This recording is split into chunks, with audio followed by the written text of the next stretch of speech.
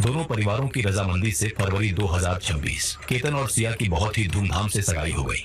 सगाई के बाद दोनों परिवारों ने एक ग्रैंड डेस्टिनेशन वेडिंग की तैयारियां शुरू कर दी। शादी की तारीख तय हुई 25 नवंबर 2026, जून 2026। सिया का 20वां जन्मदिन 19 जून को आने वाला था। केतन अपनी होने वाली पत्नी के इस जन्मदिन को दुनिया का सबसे यादगार दिन बनाना चाहता था। केतन ने सिया के जन्मदिन के लिए महाबलेश्वर के एक आलीशान रिसोर्ट में 40 कमरे बुक कर रखे थे, ताकि वहां परिवार और दोस्तों के साथ एक ग्रैंड पार्टी की जा सके। लेकिन सिया ने केतन के सामने एक अलग ही जिद पकड़ ली। उसने कहा कि उसे अपने जन्मदिन से ठीक एक दिन पहले यानी 18 जून को लोहगढ़ फोर्ट पर एक बहुत ही प्राइवेट पिकनिक मनानी है। केतन एक अनुभवी ट्रेकर था, लेकिन वो इस किले पर जाने से थोड़ा कतरा रहा था। हालांकि सिया ने इतना इमोशनल ड्रामा किया और केतन की मां को भी फोन करके कहा कि वो केतन को इस पिकनिक के लिए मनाए। केतन अपनी मंगेतर से इतना प्यार करता था कि वो उसकी कोई भी बात टाल नहीं सकता था। उसने सिया की खुशी के लिए हामी भर दी। 18 जून 2026 चिलचिलाती धूप में केतन और सिया लोहगढ़ फोर्ट के बेस पर पहुंचे। वो लोग किले की पथरीली सीढ़ियां चढ़ने लगे। सुबह के करीब 10:30 बज चुके थे। वो किले के उस खतरनाक हिस्से पर पहुंच चुके थे जहां से खाई एकदम सीधी और लगभग 400 फुट गहरी थी। उस ऊंचाई पर हवा के झोंके बहुत तेज थे। केतन किनारे के पास खड़ा होकर कुछ तस्वीरें खिंचवा रहा था। वो पल बेहद खुशनुमा था, लेकिन तभी एक भयानक हादसा हो गया। तेज हवा का एक जोरदार झोंका आया। किनारे पर खड़े केतन का बैलेंस अचानक बिगड़ गया। उसका पैर फिसला और इससे पहले कि वो खुद को संभाल पाता या कोई उसे पकड़ पाता, केतन उस 400 फुट गहरी भयानक खाई में नीचे जा गिरा, जिसके बाद सिया पागलों की तरह रोने और चिल्लाने लगी। उसने वहां मौजूद सिक्योरिटी गार्ड्स को मदद के लिए पुकारा। सुबह के ठीक 10:30 बजे सिया ने कांपते हाथों से लोनावला रूरल पुलिस को और केतन के परिवार को फोन किया और रोते हुए बताया कि केतन खाई में गिर गया है। खबर मिलते ही पुलिस और रेस्क्यू टीम तुरंत मौके पर पहुंची।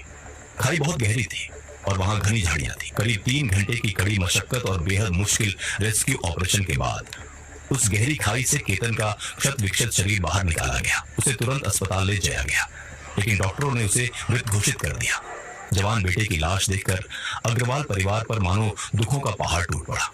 केतन के माता और पिता पूरी तरह से टूट चुके थे। लोनावला रूरल पुलिस ने इसे एक दर्दनाक ट्रेकिंग एक्सीडेंट मानकर बीएनएसएस के सेक्शन 194 के तहत accidental death report ADR number 36/2026 दर्ज कर ली। कानूनी प्रक्रिया पूरी होने के बाद केतन का शरीर परिवार को अंतिम संस्कार के लिए सौंप दिया गया। हर किसी की आंख नम थी। सिया का रो रोकर बुरा हाल था।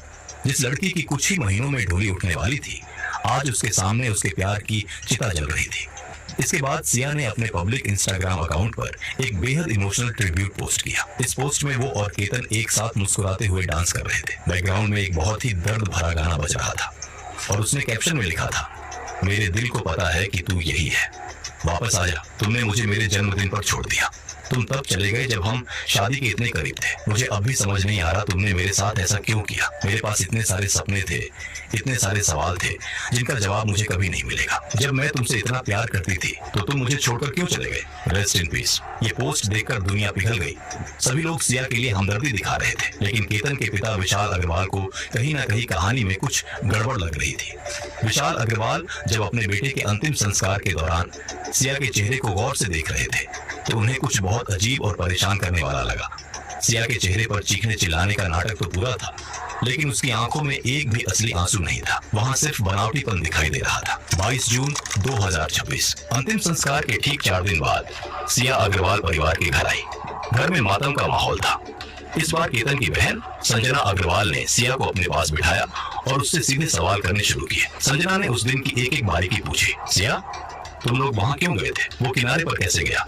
जब वो गिरा तो तुम उस वक्त ठीक कहाँ खड़ी थी? सिया इन तीखे सवालों के लिए शायद तैयार नहीं थी। उसके जवाब गोलमोल थे। वो बार बार अपनी ही बातों में फंस रही थी और अपनी कहानी बदल रही थी। कभी वो कहती कि केतन किनारे पर था, कभी कहती कि हवा ने उसे धक्का दिया। संजना और विशाल अग्रवाल को अब पूरा यकीन हो चला था कि कहानी कुछ और है। केतन का पैर फिसला नहीं था। इसके पीछे कोई बहुत बड़ी साजिश थी। परिवार ने जब अपने दिमाग के घोड़े दौड़ाए और पुरानी कड़ियों को जोड़ना शुरू किया तो उन्हें याद आया कि कुछ ही दिन पहले जून के ही महीने में केतन और सिया का बाली इंडोनेशिया में एक शानदार प्री वेडिंग शूट तय हुआ था। केतन, सिया, केतन की बहन संजना और सिया का भाई, चारों लोग मुंबई के छत्रपति शिवाजी महाराज इंटरनेशनल एयरपोर्ट के लिए निकले थे। सफर को आसान बनाने के लिए सभी के पासपोर्ट एक ही कॉमन पाउच में रखे गए थे। रास्ते में लोनावला के एक फूड मॉल पर वो लोग कुछ देर के लिए रुके। तभी सिया अचानक ये बोलकर अकेले कार की तरफ गई कि वो अपना मोबाइल फोन कार में भूल गई है। जब वो लोग मुंबई एयरपोर्ट पहुंचे तो एक बेहद अजीब चीज हुई। उस पाउच में से सिर्फ और सिर्फ केतन का पासपोर्ट रहस्यमयी तरीके से गायब था कि उन्हें वो लाखों रुपए का विदेशी ट्रिप वही कैंसिल करना पड़ा। परिवार को अब समझ आ रहा था कि वो कोई इत्तेफाक नहीं था। सिया ने जानबूझकर केतन का पासपोर्ट चुराया था। परिवार का शक अभी सिया के ऊपर आ गया था, जिसके बाद विशाल अग्रवाल ने बिना कोई वक्त बर्बाद किए तुरंत पुणे रूरल पुलिस के पास पहुंचे। उन्होंने अपनी सारी शंकाएं की कहानी के सारे सबूत पुलिस के सामने रख दी। मामले की गंभीरता को देखते हुए पुणे रूरल के एसपी संदीप सिंह गिल ने तुरंत कड़ा एक्शन लिया।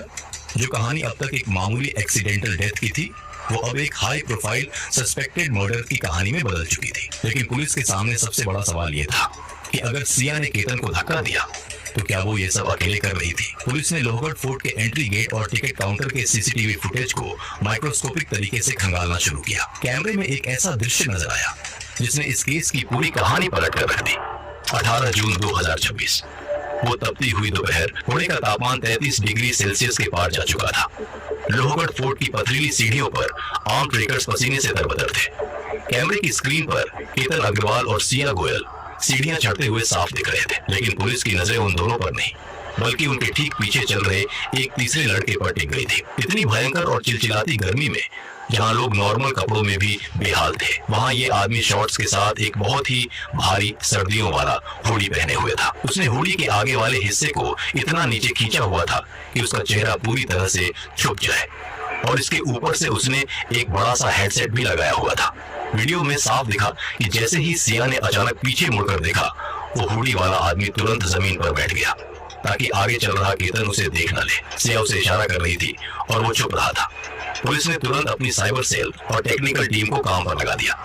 उन्होंने उस हुडी वाले आदमी के शरीर की बनावट, उसकी लंबाई और उसके चलने के तरीके यानी गेट एनालिसिस को स्कैन किया। इसके बाद पुलिस ने सिया के सोशल मीडिया अकाउंट्स और उसके दोस्तों की लिस्ट खंगालनी शुरू की।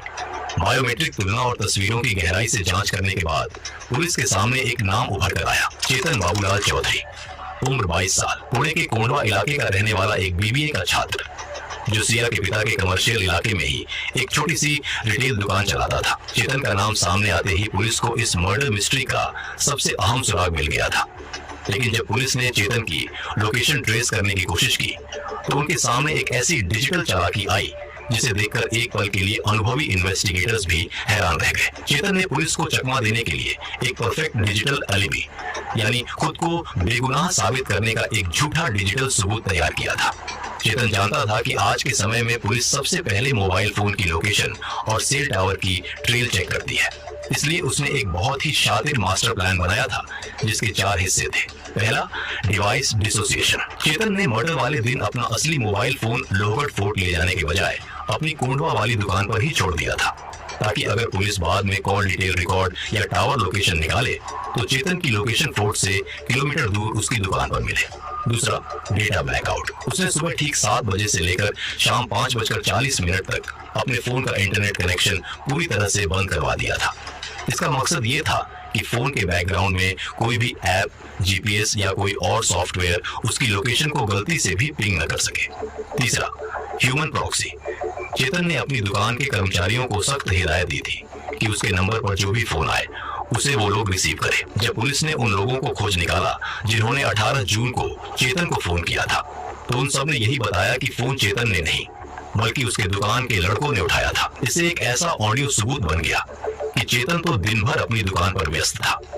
चौथा और सबसे खतरनाक हिस्सा, कोवर्ट कम्युनिकेशन। सिया से फोर्ट में बात करने के लिए चेतन ने अपने एक कर्मचारी का दूसरा मोबाइल फोन इस्तेमाल किया था। वो एक 2 व्हीलर से अलग से लोहगढ़ पहुंचा था और उसी दूसरे फोन के जरिए एनक्रिप्टेड व्हाट्सएप मैसेजिंग से सिया के साथ लगातार संपर्क में था। चेतन ने अपनी तरफ से कोई कसर नहीं छोड़ी थी, लेकिन पुणे रूरल पुलिस के एसपी संदीप सिंह गिल और लोकल क्राइम ब्रांच की टीम इस डिजिटल चक्रव्यूह को तोड़ना जानती थी। पुलिस ने हिस्टोरिकल कॉल डिटेल रिकॉर्ड्स निकाले। उन्होंने सिर्फ 18 जून का डेटा नहीं निकाला, बल्कि पिछले 6 महीने का पूरा चिट्ठा खोल दिया।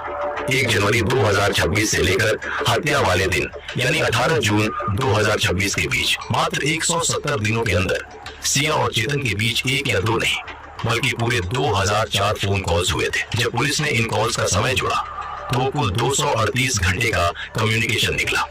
अगर इसका औसत निकाला जाए तो ये दोनों हर दिन 1 घंटे से ज्यादा बात करते थे और रोज कम से कम 11 बार एक दूसरे को फोन करते थे। पुलिस समझ गई कि ये कोई मामूली दोस्ती नहीं थी।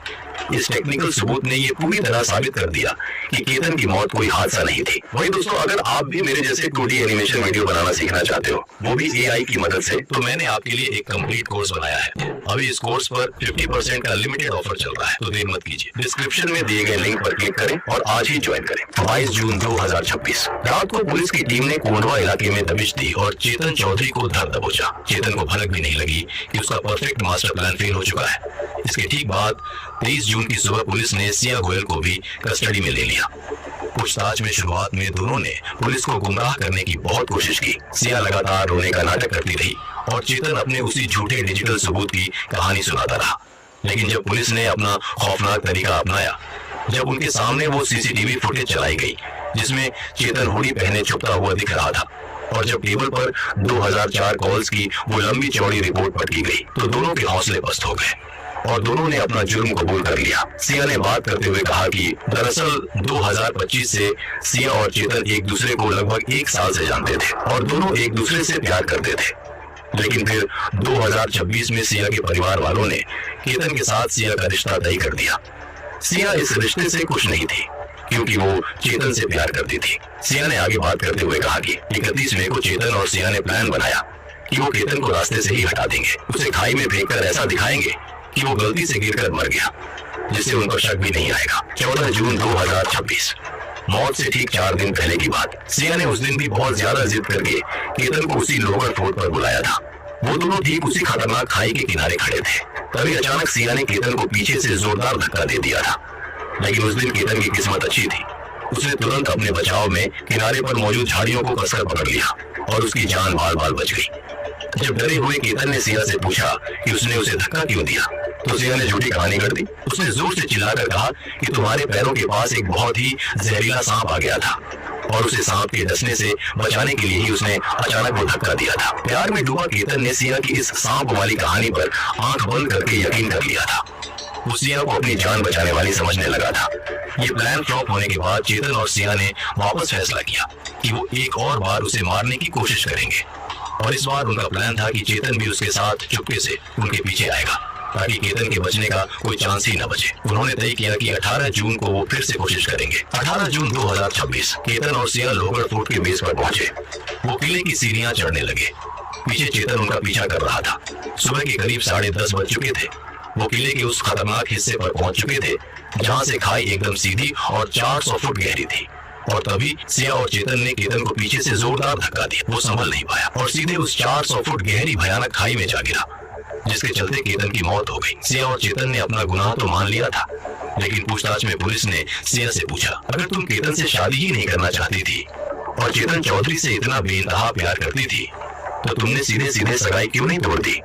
तुम चेतन के साथ भाग क्यों नहीं गई? एक बेकसूर इंसान की इतनी बेरहमी से हत्या करने की क्या जरूरत थी? जिस पर सिया ने बताया कि उसकी सगाई केतन से बहुत ही शाही अंदाज में हुई थी।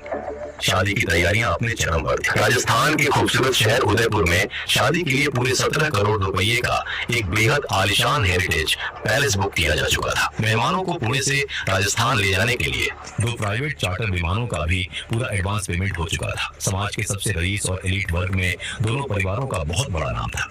सिया को इस बात का भयंकर डर था कि अगर वो इस मोड़ पर आकर खुद सगाई तोड़ेगी या अपने एक आम से प्रेमी चेतन के साथ भाग जाएगी, तो समाज में उसके परिवार की बहुत भयानक बदनामी होगी। उनकी सामाजिक हैसियत और इज्जत पूरी तरह से मिट्टी में मिल जाएगी। उसे लगा कि अगर केतन एक हादसे में मारा जाएगा तो किसी को शक नहीं होगा और उसकी इज्जत भी बच जाएगी, और उसके बाद वो परिवार को कहकर चेतन से शादी कर लेगी। आगे केतन की मां ने मीडिया से बात करते हुए कहा कि हमारा परिवार बहुत ही उसूलों वाला और पारंपरिक था। हमारे घर में शराब पीना या लेट नाइट पार्टियां करना सख्त मना था, लेकिन सिया गोयल को शराब की भारी लत थी। गोयल परिवार ने एक इतने रईस घराने से रिश्ता जोड़ने के लालच में सिया की इस लत की बात को हमारे परिवार से पूरी तरह छुपा कर रखा था। केतन की मां ने रोते हुए मीडिया और पुलिस को बताया कि सिया उनके घर आकर बहुत ही संस्कारी बहू बनने का नाटक करती थी। वो उनके साथ घर की हर पूजा पाठ में बैठती थी। उन्हें कभी सपने में भी शक नहीं हुआ कि ये लड़की अंदर से कितनी भयानक है। केतन की मां ने अब पुलिस से ये कड़ी मांग की है कि इस साजिश में सिर्फ सिया और चेतन ही नहीं बल्कि पूरे गोयल परिवार को भी आरोपी बनाया जाए। उनका मानना है कि गोयल परिवार ने जानबूझकर सच छुपाया और उनके बेकसूर बेटे को मौत के मुंह में धकेल दिया। उनका मानना है कि गोयल परिवार भी कहीं ना कहीं इसमें शामिल है। केतन के पिता विशाल अग्रवाल का रो रो कर बुरा हाल है। विजय अग्रवाल ने साफ कहा है कि उन्हें इन दोनों कातिलों के लिए फांसी की सजा से कम कुछ भी मंजूर नहीं है। इसके बाद पुणे रूरल पुलिस ने इस हाई प्रोफाइल केस में पुराने आईपीसी कानूनों की जगह देश के नए और बेहद सख्त भारतीय न्याय संहिता बीएनएस का इस्तेमाल किया है। सिया गोयल और चेतन चौधरी पर बीएनएस के सेक्शन 103 यानी मर्डर और सेक्शन 61 यानी क्रिमिनल कॉन्स्पिरेसी के तहत गंभीर मुकदमा दर्ज किया गया। 23 जून 2026 इन दोनों आरोपियों को वडगांव मावल के मजिस्ट्रेट कोर्ट में भारी पुलिस सुरक्षा के बीच पेश किया गया। कोर्ट रूम का माहौल बहुत ही तनावपूर्ण था। बचाव पक्ष के वकील राम शहाणे ने पुलिस कस्टडी का पुरजोर विरोध किया। उनका तर्क था कि पुलिस को कस्टडी देने की कोई जरूरत नहीं है, लेकिन पुलिस ने कोर्ट के सामने वो सारे तकनीकी सबूत रख दिए। चेतन का सीसीटीवी फुटेज, वो 2004 फोन कॉल्स का रिकॉर्ड और उनकी खतरनाक साजिश की पूरी कहानी। जज ने इस अपराध की क्रूरता और गंभीरता को देखते हुए बचाव पक्ष की सारी दलीलें खारिज कर दी। कोर्ट ने सिया और चेतन दोनों को 29 जून 2026 तक पुलिस रिमांड में भेज दिया। पुलिस अब इस बात की भी बहुत गहराई से जांच कर रही है कि क्या इस खौफनाक साजिश में गोयल परिवार का कोई और सदस्य भी शामिल था। क्या किसी और को भी इस मर्डर के बारे में पहले से पता था। कुछ समय पहले सोनम ने अपने शादी के बाद राजा रघुवंशी को मौत के घाट उतारा था और अब सिया ने शादी से पहले ही अपने मंगेतर को मार दिया। पुलिस की जांच अभी भी जारी है और हमें इंतजार है उस दिन का जब इस केस में अदालत अपना आखिरी फैसला सुनाएगी और केतन को सच्चा न्याय मिलेगा। दोस्तों, आपकी राय में सिया और चेतन को कौन सी सजा मिलनी चाहिए, हमें कमेंट करके जरूर बताएं। और अगर आपको हमारी ये इन्वेस्टिगेटिव डॉक्यूमेंट्री पसंद आई हो तो वीडियो को एक लाइक और चैनल को सब्सक्राइब जरूर करें। धन्यवाद।